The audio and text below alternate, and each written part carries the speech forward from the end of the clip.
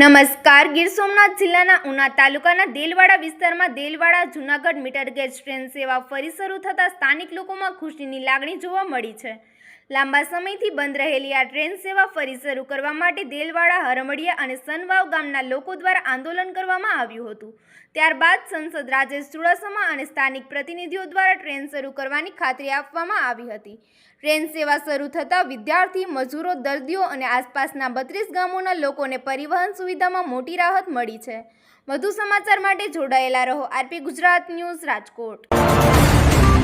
નમસ્કાર, હું વિજયભાઈ લાખાભાઈ બામણિયા, પૂર્વ સરપંચશ્રી અને દેલવાડા સરપંચના પ્રતિનિધિ તરીકે. વિજયભાઈ, વાત કરીએ દેલવાડા જૂનાગઢ ટ્રેન બંધ હતી, ચેમ્બર ઓફ કોમર્સ તેમજ ગામના લોકોની માંગ હતી અને આંદોલન ઉપર બેઠા હતા. શું થયું વિજય? અમારા દેલવાડા ગામના વેપારીઓ અને આગેવાનો તમામ લોકો chamber of કોમર્સે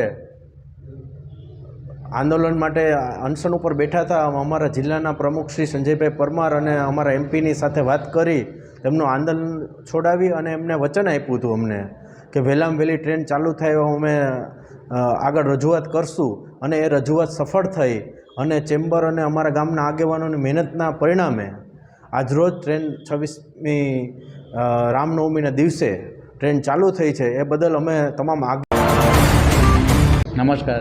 Delwada chamber of commerce પ્રમુખ મહેશ એન સતીકુંવર.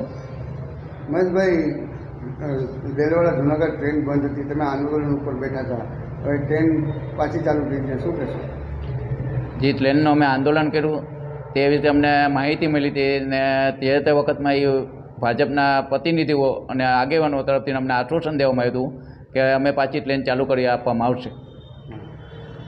પછી ટ્રેન હાલ ચાલુ છે કે? હા, હાલમાં ટ્રેન ચાલુ થઈ ગઈ છે જૂનાગઢ દેલવાડા. ને સરકારે જે અમે આ વિશેને માહિતી જે જોતી હતી અમે પૂરી પાડી ને સરકારે અમારું દેલવાડા ચેમ્બર ઓફ કોમર્સ અને ગામ વતી એનો આભાર વ્યક્ત કરે છે કે તેને રાબેતા મુજબ ટ્રેન અમારી ચાલુ કરી આપી છે.